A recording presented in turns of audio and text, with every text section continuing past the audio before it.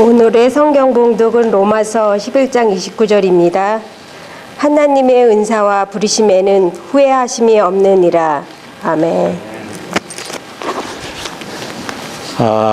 아이가 이제 태어나서 1년 지나고 2년, 3년 지나면서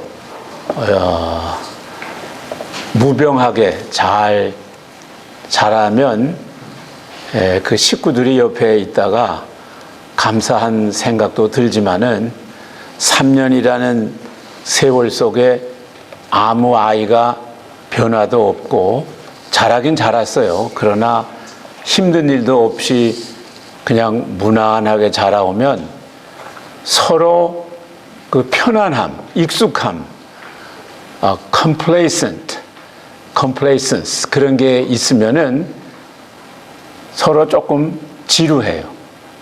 차라리 좀 어디가 아팠다든지 무슨 어려운 일이 조금 그 아이가 자라는 동안에 있었다면 거기에 정신을 쏟느라고 사람들이, 식구들이 왔다 갔다 하고 또 좀 나으면 기뻐하고 또 아이가 더 아프면 또 기도하고 또 나으면 기뻐하고 이룰 수 있는 것이 어쩌면 또 인생 살아가는데 그 변화, 버라이어티 그런 것들이 더 활력을 줄지도 몰라요. 그러나 그런 것이 아니면 온화하고 익숙하고 편리함이 오히려 지루함으로 변하면 어떻게 하나. 오늘 제가 이 자리에 와서 이제 말씀을 전하면서 제가 앉아서 가만히 생각할 때 오늘 두 분 집사님 안수 받으시고 하는 이런 이 모멘트가 하나의 지루한 모멘트를 깨뜨리고 하나의 모멘텀으로 변해서 정말 아이가 정말 역동적으로 자라나는 활기 있는 분위기가 그런 오늘의 이런 행사를 통하여 자극제처럼 돼서 이 교회가 이제 3주년을 바라보고 나갈 때 더 뛰어나가고 힘차게 정말 사는 것 같은 활력이 넘치는 계기가 되었으면 하는 생각입니다. 어때요? 오늘 읽은 성경 말씀을 보면 다시 한번 비춰주세요. 그 성경 한글 번역은 그것보다 영어 번역이 훨씬 더 나아요. 저항할 수 없는 은혜와 부르심은 제목이고 오늘 본문을 좀 비춰달라니까. 안 되면 제가 그냥 할게요.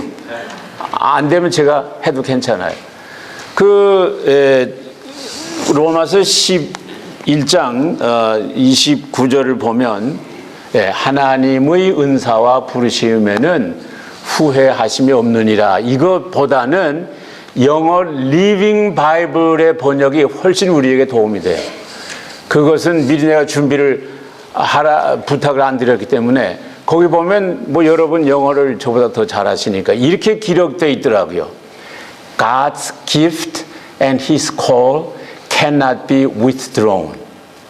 He will never go back on His promises. 그렇게 번역을 해놨어요. 그게 무슨 말인가 하면 하나님께서 이스라엘 백성들에 대한 그 은혜와 이스라엘 백성들을 부르신 그 한 번 부르신 사건은 결코 변개되지 않는다. 그리고 하나님은 당신이 하신 약속을 절대로 변하게 하지 않는다. 그 말입니다. 그러니까 하나님께서 일단 은혜를 주셨고 하나님이 일단 누군가를 부르셨으면 그것은 절대로 변화되지 않는다. 이 말씀 그 내용이에요. 저 내용을 제가 그냥 우연히 이렇게 성경을 읽다가 보고서는 이게 설교감이 아니라 제가 저한테 설교를 하는 거예요. 야, 이 사람아, 하나님의 은사와 부르심에는 후회하심이 없어. 다시 말하면 저 하나님이 너를 부른 은사와 부르심과 은혜를 하나님이 한번 주시기로 했으면 결코 안 변해. 너 안심하고 있어. 제가 그걸 듣고 읽고 제가 먼저 안심을 얻었어요. 그래서 이거를 좀 누구랑 나눠야 되겠다 해서 그걸 지금 이 시간에 가지고 왔어요. 성경을 읽고 또 신앙생활을 해보는 세월이 길면 길수록 사도 바울 선생님의 그 높으신 그 인격이나 그의 그 하나님의 사역에서의 탁월성이 더 돋보이는 거 있죠.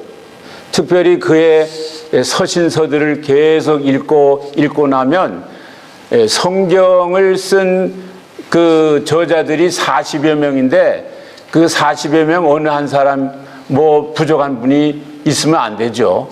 그러나 그 40여 명 가운데 돋보이게 뚜렷한 탁월한 위치를 가지신 분이 사도 바울이구나 하는 것이 계속 제 마음에 오고 있어요.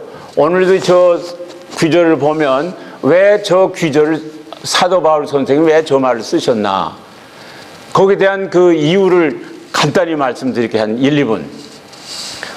말라기를 보면 말라기 1장을 보면 하나님께서 이스라엘 백성들에게 얘들아 내가 너희를 사랑한다 그렇게 했는데, 그 이스라엘 백성들은 1장 쭉 보면 하나님 우리를 사랑하신다고요? 어떻게 사랑하신 거예요 도대체? 이렇게 말대답을 합니다.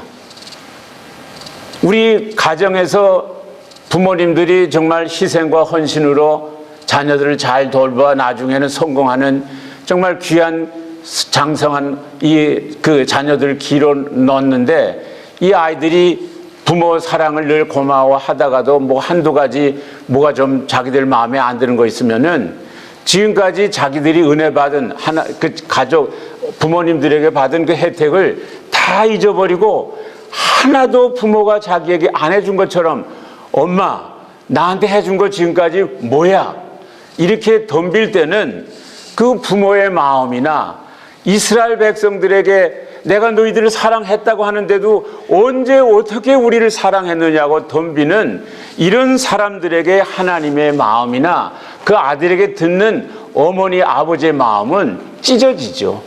쪼개지고 뽀개지고 깨지고 속상하고, 하나님께서는 그런 말을 이스라엘 백성에게 듣고 계속해서 선지자와 예언자를 보내면서 내가 너희들을 이렇게 사랑해 주었다. 그리고 앞으로도 이렇게 사랑할 것이다. 전쟁과 기근과 재난이 있으면 거기서 건져주고 했는데 이스라엘 백성은 그걸 모르고 계속해서 어떻게 우리를 사랑해 주셨냐고 하면 말대꾸를 하면서 그 선지자나 예언자를 괴롭히고 핍박하고 어떤 때는 죽이고 그 자리에까지 나갔을 때 하나님의 마음이 너무 속이 상해서 이제는 선지자 예언자들을 보내주지 말아야 되겠다 해서 한 400년 동안은 하나도 안 보내주셨잖아요. 우리가 성경을 보면. 그러다가 또 하나님께서 당신의 사자, 당신의 그 예언자 침례 요한을 보내드리는 거예요. 보내주시는 거예요. 그것도 안 되니까 그 다음에는 당신이 직접 오는 당신의 아들 그리스도 예수를 보내주시는 거예요. 그런데도 이스라엘 백성은 거절하고 하나님의 은혜를 받지 않겠다고 반박하고 저항하고, 그런 나머지 침례 요한을 죽는 자리로 몰아가고, 그리스도 예수 하나님이 직접 또는 하나님의 아들이 오셨는데도 그 아들을 완강하게 거절하고 그를 십자가에 죽이는 사건과, 사도행전 7장 마지막에 보면 초대교회 정말 성실한 기둥과 같은 집사 스데반을 돌로 쳐 죽이는 데까지 가는 이스라엘 백성의 이 모습을 하나님이 보시면서 이제 첫째는 유대인에게요 또한 헬라인에게로라라는 성경의 그 캐치프레이즈를 그 다음부터는 하나님이 안 쓰십니다. 얼마나 속이 상하셨든지. 그리고 눈을 이스라엘 사람으로부터 이제는 이방 사람에게로 눈을 돌리고, 예루살렘에서 눈을 돌리시고 안디옥으로 눈을 돌리시며 이런 일들이 일어난 거예요. 그랬을 때 이스라엘에 그래도 믿음을 가지고 있는 사람들은 아니 하나님이 우리를 떠나셨구나, 우리를 버리셨구나 이렇게 야단을 칠 때 사도 바울이 그의 서신 로마서 11장 전체를 할애해서 11장 1절에 뭐라고 했는지 아세요? 그러므로 내가 말하노니 하나님이 자기 백성을 버리셨느냐? 그럴 수 없느니라. 나도 이스라엘인이요 아브라함의 씨에서 난 자요 베냐민 지파라. 나도 이스라엘 사람이기 때문에 하나님이 우리 민족의 하나님에 대한 저항과 거절이 있었지만 하나님의 은사와 부르시면 후회함이 없느니라. God's grace and His call never be withdrawn. 절대로 거두들이지 아니하신다. He will never go back on His promises. 하나님이 하신 그 약속, 우리들에게 하신 말씀, 야곱의 12 형제인 우리가 이스라엘 백성을 이룩했는데 우리에게 축복하기로 해주셨지만 우리의 조상 야곱의 생활 일생이 어떠한 삶을 살았습니까? 우리가 아는 대로 우리 할아버지 야곱은 비열하고 사기성을 가지며 속이고 이기주의이고 자기만 아는 이런 사람임에도 불구하고, 우리 할아버지임에도 불구하고, 그러나 하나님이 우리 조상에게 약속하신 그 은사와 부르심에는 조금도 변개하심이나 취소함이 없으니까 안심하세요. 이 은혜는 우리가 저항할 수 없는 것이요, 이 은혜는 우리가 거절할 수 없는 것입니다라고 이스라엘 백성을 위로하고 그들에게 소망을 주고 있습니다. 이 내용은 오늘날 우리 이방인이요 교회 시대에 사는 우리에게도 얼마든지 이 원리를 적용할 수가 있습니다. 우리에게도 얼마든지 적용할 수 있다고요. 하나님께서 당신의 아들 그리스도 예수를 십자가에 매달아 창으로 칼로 못으로 찢어 죽이시면서까지 우리에게, 우리 이방인 우리에게 오퍼를 합니다. 내가 너희를 나의 백성으로, 내 권속으로, 내 제자로, 내 사람으로, 구원자로 우리를 부르시겠다라고 오퍼를 해줄 때, 이 하나님의 우리에 대한 은혜와 부르심은 절대로 우리 야곱, 우리 조상들의 생활에 어떠함에 따라 변화되지 않냐고 여전히 여전했던 것과 마찬가지로 오늘 우리 생활에도 우리에게도 하나님의 우리에 대한 은혜와 그의 부르심은 절대로 변함이 없다는 이 믿음이 올 때 저는 먼저 제가 얼마나 안심을 하는 그런 안도의 숨을 내쉬었어요. 1820년 뉴욕시티에서 조금 북쪽으로 올라가면 브랑스가 있고 더 올라가면 소밀뷰 파크웨이로 쭉 올라가면 차파거라는 데가 나오고 거기서 더 올라가면 브루스터가 나옵니다. 그 옆에 욕타운이라는 자그마한 동네가 나오는데 거기에서 1820년에 한 여아가 태어났어요. 근데 걔는 나자마자 눈에 안질이 생겨서 의사의 치료를 받다가 그만 의사의 실수로 말미암아 그 아이는 일평생 소경의 생활을 했어요. 그는 어머니 아버지 다 떠나가고 할머니 슬하에서 일생을 자라면서 장님으로 일생을 사는데, 특별히 사춘기를 맞이할 때 그의 그 마음에 그런 모든 것들을 어찌할 수 없어서 할머니가 늘 안고 기도하고 성경 말씀을 계속 읽어주는 가운데 소경인 이 아이는 하나님의 깊은 은혜를 깨닫고 점점 자랐어요. 그래서 그가 브루클린 뉴욕으로 이사를 가서 침례교회 다니면서 신앙생활을 열심히 하는 도중에 생각나는 대로 쓴 찬송가가 6,000개, 아니 8,000개래요. 8,000개. 저는 좀 줄여서 말하려고 하는데 자꾸 생각이 나네. 8,000개를 썼고 그 가운데 일반 시를 1,000개나 썼는데, 그가 쓴 시 중에 오늘 우리 찬송가에 몇 개가 올라와 있는지 아세요? 오늘 아침에 내가 세어봤어요. 23장이 우리가 가지고 있는 찬송에 그의 이름으로 된 작시가 있습니다. 그 사람 누군지 아시죠? 페니 크로스비. 그 중에 492장 나의 영원하신 기업 생명보다 귀하다. 크로스비는 자랄 때 할머니가 읽어주신 하나님의 말씀과 하나님이 자기를 안고 기도해 주는 그 힘으로 그는 이런 것을 쓰면서 고백하기를, 이 세상에서 내 생명보다 더 귀한 것이 뭐냐 생각했던 거예요. 우리는 얼른 생각하면 내 생명보다 더 귀한 거, 얼른 생각, 돈이지. 우리가 얼마나 돈 때문에 고생해. 내 생명보다 귀한 건 뭐지? 내 체면이지, 내 명성이죠. 아니, 내 사업이지. 아니, 우리 자녀들이지. 이런 생각을 많이 해보지만 곰곰이 깊이 잠을 자다가 일어나서 내 생명보다 더 귀한 것이 무엇일까 생각해보면 돈도 아니에요. 뭐 자녀도 아니고 좋은 교육도 아니고 내가 받은 것. 그저 적당한 사람 같으면 내 생명보다 귀한 건 없다. 내 생명보다 귀한 건 없어.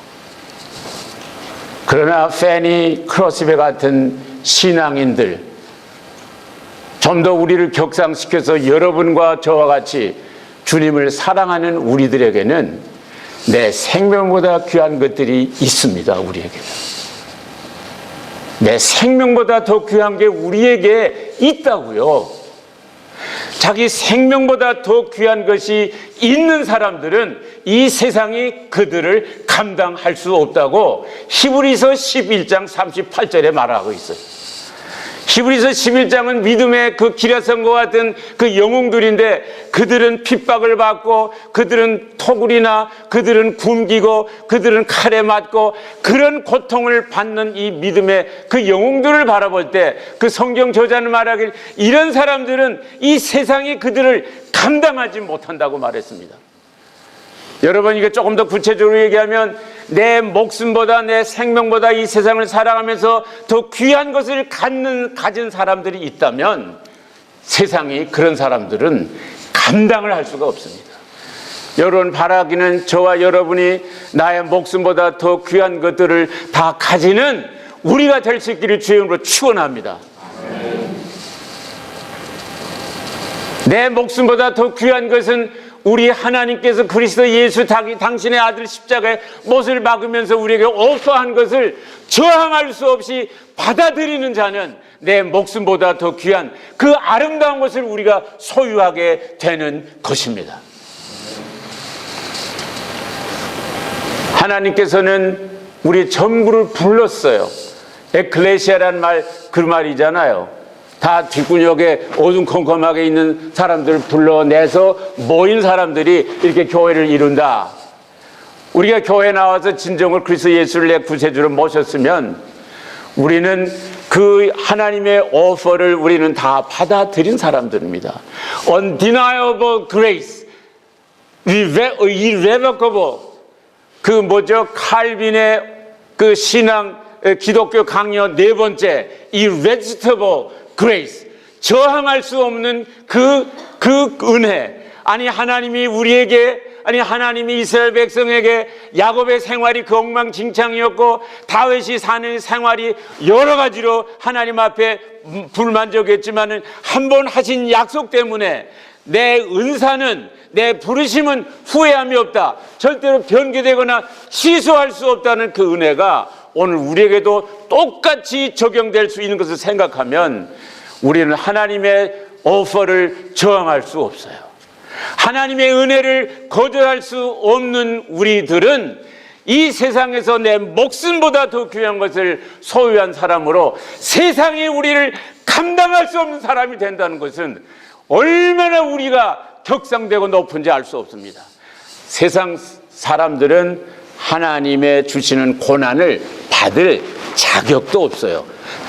하나님께서 주시는 고난을 받을 자격도 없는 사람들을 우리 주변에 많은데 우리는 하나님의 주시는 고난이 왔다고 해서 이 고난을 받을 자격이 있음에도 불구하고 이 전체 앞뒤 사정을 모르고 고난 싫어 한다면 우리는 받는 고난을 다 버리는, 저항할 수 없는 하나님의 은혜를 우리는 깨빡치는 우리들이 될 수밖에 없어요.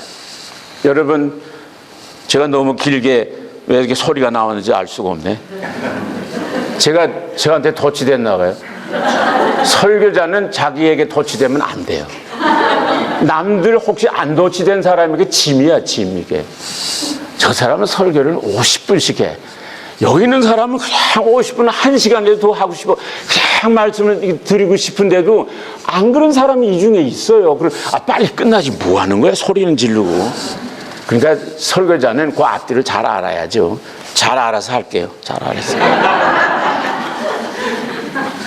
오늘 하나님께서 이제 창립 2주년 되는 이 즈음에 이 교회의 complacence를 브레이크 하시기를 원해요. 깨뜨려야 돼요. Break it out from complacence, easiness, too much comfortable. 그러기 위해서 우리는 조용한 지루함이, 축복의 지루함, 축복도요 계속되면 지루해요. 이렇게 말하면 하나님 미안해, 죄송합니다. 예. 가끔 아파야 뭐 사는 것 같지. 하나님께서 소망교회의 교회 일꾼을 부르셨어요. 그 부르심에 대하여 저항할 수 없어요. 이게 한두 푼짜리, 아니 이게 뭐 누구를 희생하고 준 것인데 하나님이 당신을 희생하고 주신 이 오퍼에 대해서 우리는 저항할 수 없어요. 하나님이 우리를 부르신 데 대하여 네, 제가 여기 있습니다. 이사야서 6장에서 제가 여기 있으니 저를 써 주십시오라고 부르는 것이, 그런 삶에 나가는 것이 이 세상이 감당할 수 없는 하나님의 귀한 일꾼으로 나가실 때 그들을 통하여 교회를 세우시며 교회를 세우심을 통하여 하나님의 작정하심이 이루는 하나님의 계획이 오늘 이 자리에서 지금 벌어지고 있는 거룩하고 영광스러운 오늘의 행사인 줄로 믿습니다. 이 행사로 인하여 하나님이 영광을 받으시는 줄로 믿습니다. 기도하겠습니다. 하나님 아버지, 잘 모를 때는 너무 비싼 것을 주어도 그 값을 모르기 때문에 싫어하고 거절하고 저항하고, 그러나 이제 우리는 이런 것들을 알만한 나이에 왔사오니 하나님께서 이스라엘 백성을 버리신 것 같았어도 안 버리셨다고, 또 이방인 우리들에게는 계속해서 우리에게 주시는 하나님의 은혜와 부르심에 철없이 무지하게 거절하고 저항하지 말고 하나님의 놀라운 축복과 은혜로 특권을 알고 받아 교회를 섬기며 기둥 같은 집사로 이 교회를 위해 나갈 때 우리를 통한 하나님의 역사가 이루어졌다라고 나중에 아버지 이렇게 회고할 때 하나님께 감격하며 하나님께 찬송드리는 우리 모두들, 특별히 오늘 안수받는 두 집사님에게 은혜로 도와여 주시기를 기도합니다. 예수님 이름으로 기도했습니다. 아멘.